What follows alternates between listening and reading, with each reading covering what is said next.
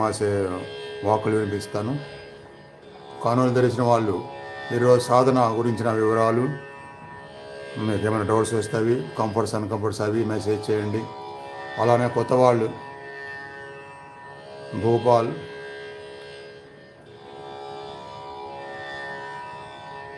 Vijayalakshmi,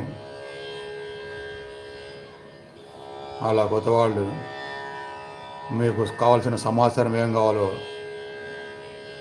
message చేస్తే దానికి సమాధానం ఇస్తాను క్లాస్ ఎండ్ అయ్యేలోపు. ఓం శ్రీ క్రియా బాబాజీ నమః. శ్రీ లహరి మహాశయ యోగ సాధన రహస్యాల్లో నిన్నటి తర్వాత